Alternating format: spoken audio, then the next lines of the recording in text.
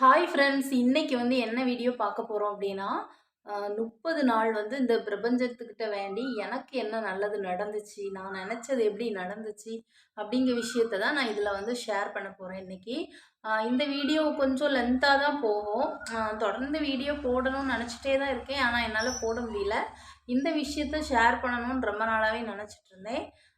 First என்னாச்சு அப்படின்னா, ஒரு ஒரு வருஷமாவே பார்த்தீங்கன்னா, எனக்கு அ இந்த பீரியட்ஸ் ப்ராப்ளம் இருந்துட்டே இருந்துச்சு.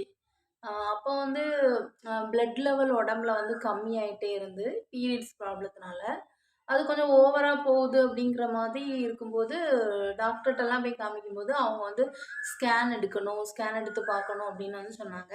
ஃபர்ஸ்ட்டெல்லாம் ஸ்கேன் எடுக்கும்போது பார்த்தீங்கன்னா, தெரியவே இல்ல. வேற ஒரு பிரச்சனைக்காக ஸ்கேன் எடுக்கும்போதும் ஆ அந்த மாதிரி எதுவும் இருக்கிற மாரி தெரியல. எல்லாமே நார்மல் அப்படிங்கிற மாரி தான் தெரிஞ்சது.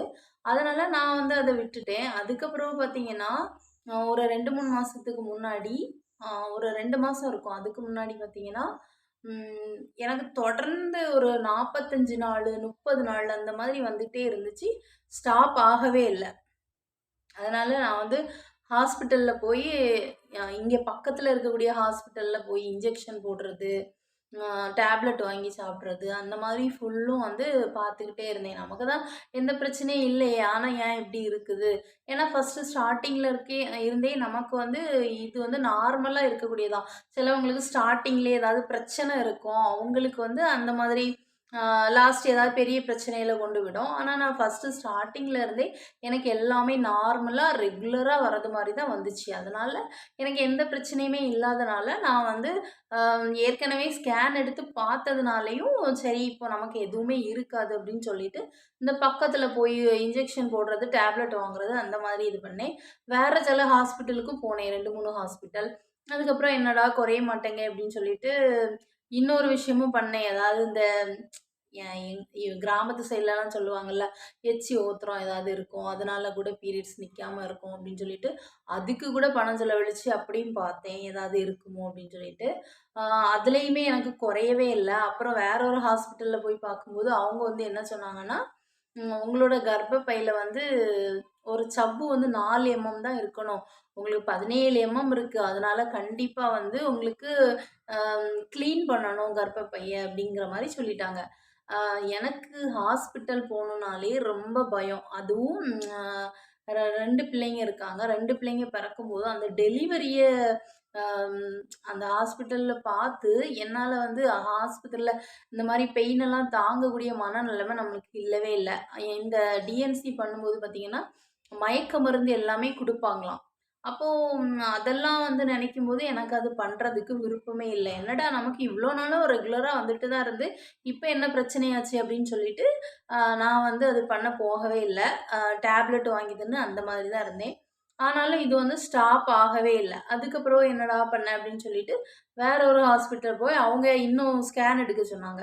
ஸ்கேன் எடுக்கும்போது தான் இது எல்லாமே சொல்றாங்க. இத கொண்டு காமிச்சேன். இங்க எடுத்த ஸ்கேன இன்னொரு ஹாஸ்பிட்டல் சொன்னேன்ல இப்ப போனது, அங்க கொண்டு காமிக்கும்போது, அவங்க என்ன சொன்னாங்கன்னா, "சரி, அ இத மட்டும் ட்ரை பண்ணி பாருங்க. என்ன ஆகுதுன்னு பார்க்கலாம்." அப்படின்னு சொல்லிட்டு, ஒரு டேப்லெட் ஒரு 20 நாள் தொடர்ந்து சாப்பிடணும். இத ஒரு நாள் கூட மிஸ் பண்ணவே கூடாது அப்படின்னு சொல்லிட்டு தந்திருந்தாங்க.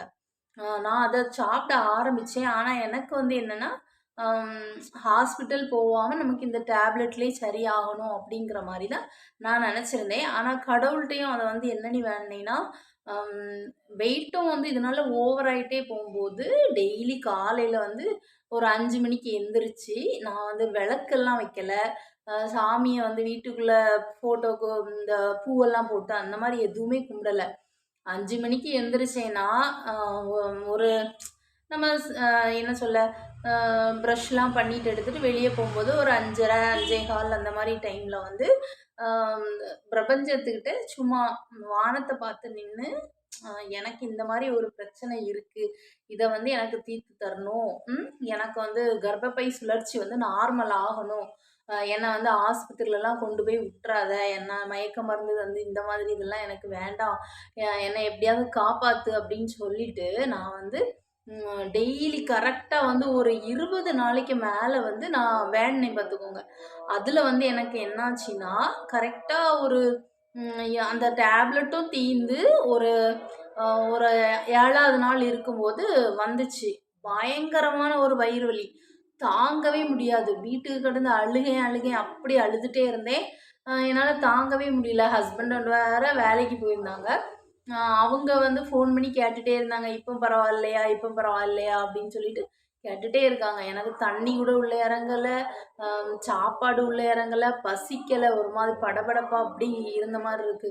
என்னடா இதுவரை நம்மளுக்கு இப்படி ஒரு வயிறு வலி வந்ததே கிடையாதே! நம்ம வந்து அப்படி என்னதான் பண்ணோம்? இந்த டேப்லெட்டோட எஃபெக்ட்டா இருக்குமோ? அப்படின்னு சொல்லி அதையும் யோசிச்சுட்டு இருக்கேன். என்னால தாங்கவும் முடியல. சரி என்னதான் இருந்தாலும் ஆஸ்பத்திரியில போய் அட்மிட் ஆயிருவோம். நம்மளோட இந்த வலிய வந்து தாங்கவே முடியாது. ஹாஸ்பிட்டல்ல போய் அட்மிட் ஆகணும் அப்படின்னு சொல்லிட்டு, கிளம்புனா என்னால சாரி கூட உடுக்க முடியாது. வெயிட் ஓவரானால ஒரு சுடிதாருமே சேராது. நெறைய சுடிதார் இருக்கு. ஆனா ஒண்ணும் சேராது.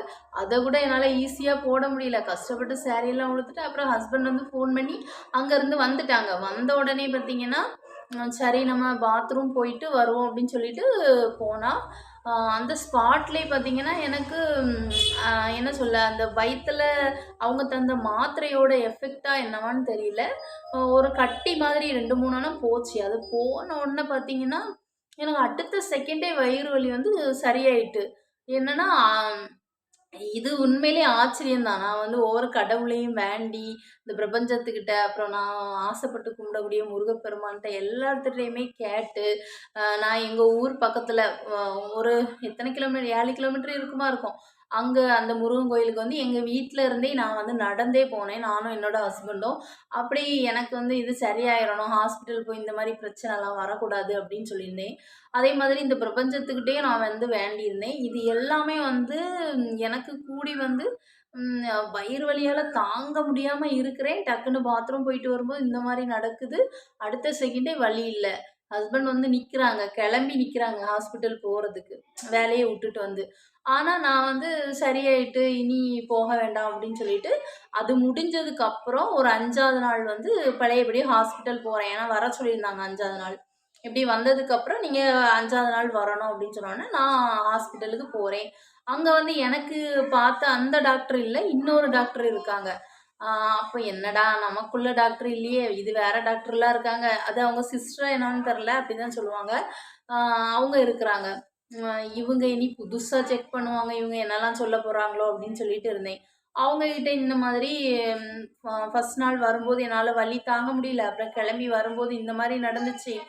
அந்த கழிவு கொஞ்சம் வெளிய போனோனே எனக்கு கொஞ்சம் பரவால்ல. அந்த வலி அதனால தான் நான் ஹாஸ்பிட்டல் அன்னைக்கு வரல அப்படின்னு வந்து சொல்லியிருந்தேன். அப்ப அவங்களும் வந்து என்ன சொன்னாங்கன்னா, உங்களுக்கு அந்த கர்ப்பப்பையோட சவ்வு வந்து ஏதோ பெருசா இருந்துச்சு. அ அது வந்து அதுக்காக தான் டேப்லெட் தந்திருந்து. அது உங்களுக்கு வந்து வெளிய போயிட்டு, அதனால தான் உங்களுக்கு அந்த வலி வலிச்சிருக்கு அப்படின்னு வந்து சொல்லியிருந்தாங்க. அப்புறம் முழுசா அது போயிருக்கா என்னவான்னு தெரியறதுக்கு அடுத்தது ஒரு ஸ்கேன் எடுக்கணும் அப்படின்னு சொன்னாங்க. அதுல வந்து என்னோட லக்க பாத்துக்கோங்க. இதுக்கு முன்னாடி இருந்த டாக்டர் வந்து ஸ்கேன் எடுக்க மாட்டாங்களாம் அங்க. ஹாஸ்பிட்டல்லயே ஸ்கேன்லாம் இருக்கு. ஆனா அவங்க எடுக்க மாட்டாங்களாம். இப்போ உள்ள டாக்டர் வந்து ஸ்கேன் எல்லாமே இவங்களே எடுப்பாங்களாம். அப்ப இவங்க வந்து சொன்னாங்க, "நானே ஸ்கேன்லாம் எடுப்பேன்ம்மா. எடுத்து பார்ப்போம். அது போயிருக்கா இல்லையா?" அப்படின்னு வந்து சொல்றாங்க. உடனே சரி அப்படின்னு சொல்லிட்டு ஹஸ்பண்டும் நானும் வெயிட் பண்றோம். தண்ணி எல்லாம் குடிக்க சொல்றாங்க. ஃபர்ஸ்ட்டு தெரியல. வெஜினாஸ் வழியா உள்ள விடும்போது ஃபர்ஸ்ட்டு தெரியல. அதுக்கப்புறம் திருப்பி வந்து சொல்றாங்க, "கொஞ்ச நேரம் தண்ணியெல்லாம் குடிச்சிட்டு எடுத்துட்டு வாம்மா" அப்படின்னு வந்து சொன்னோனே, பழையபடியும் நான் வந்து போறேன். பழையபடியும் வந்து எடுத்து பார்க்குறாங்க. பார்க்கும்போது எல்லாமே கிளியர் ஆயிட்டுமா, இப்போ நார்மலா தான் இருக்கு. உனக்கு இனி வந்து பீரியட்ஸ் நார்மலா தான் வரும் அப்படின்னு வந்து சொல்றாங்க. எனக்கு உண்மையிலேயே ஆச்சரியமா இருந்து. ஏன்னா, ஒரு தடவலாம் வந்து 30 நாள், 40 நாள் வந்துச்சு. அடுத்த மாசமும் வந்து அந்த மாதிரி வந்துச்சு. எனக்கு இது குறையவே குறையாதா? வந்தா ஸ்டாப் ஆகவே செய்யாதா? நான் என்னதான் பண்றது? அப்படின்னு சொல்லிட்டு சாமியெல்லாம் கும்பிட்டு, இந்த பிரபஞ்சத்தெல்லாம் கும்பிட்டு, எனக்கு இது வந்து கடவுளா பார்த்து தான் இந்த மாரி ஒரு அற்புதத்த நடத்தி தந்திருக்காங்க. இந்த வீடியோஸ்லலாம் பார்ப்போம். நான் இத்தன நாள் பிரம்ம முகூர்த்தம் பண்ணி, எனக்கு வந்து பிரம்ம முகூர்த்த பூஜை பண்ணி, எனக்கு இது கிடைச்சது, அது கிடைச்சதுன்னு நெறைய பேர் வந்து வீடியோ போட்டத பார்த்துருப்போம். அப்போ நமக்கு முழுசா நம்ப மாட்டோம். ஆனா எனக்கு நடந்திருக்கு. நான் வேண்டி எனக்கு வந்து நடந்திருக்கு. அததான் உங்க கூட வந்து ஷேர் பண்ணணும்னு நெனச்சேன். இது வந்து உண்மை. அதிலிருந்தே நான் வந்து ஒரு நம்பிக்கையில டெய்லி இப்போ வந்து 5 மணிக்கு எந்திரிக்க ஆரம்பிச்சுட்டேன். அது மட்டும் இல்ல, எந்திரிச்சு அம் அ நமக்கு தேவையானத கேட்கும்போது, ஏதாவது ஒரு வகையில இந்த பிரபஞ்சம் வந்து நம்மட்ட கொண்டு சேர்க்கும் அப்படின்னு சொல்லிட்டு, நானும் நம்ப ஆரம்பிச்சுட்டேன். என்ன மாதிரி யாராவது இப்படி நம்பணுமா? நம்பண்டாமா? கேட்டா கிடைக்குமா? கிடைக்காதா? அப்படின்னு சொல்லிட்டு இருந்தீங்கன்னா, கண்டிப்பா நீங்க வந்து காலையில எழும்பி ஒரு என்ன சொல்ல வீடியோஸ்லலாம் 3:30ல இருந்தே 5:30 வரைக்கும் இருக்குன்னு சொல்லுவாங்க. 3:30க்கெல்லாம் என்னால எழும்ப முடியாது. என்ன மாதிரி நெறைய பேர் இருந்தீங்கன்னா, ஒரு 5:00 எந்திரிச்சா கூட போதும். 5 மணிக்கு எந்திரிச்சு 5:30க்குள்ள சூரிய உதயத்துக்கு முன்னாடி நம்ம வேண்டி இது பண்ணாலே, நமக்கு எல்லாமே கிடைக்கும் அப்படின்னு நான் நம்புறேன். எனக்கு நடந்திருக்கு. அதனால நீங்களும் இதே மாதிரி ட்ரை பண்ணி பாருங்க. இந்த வீடியோ புடிச்சிருந்தா ஒரு லைக் பண்ணுங்க. நம்ம சேனல மறக்காம சப்ஸ்கிரைப் பண்ணுங்க. பாய்.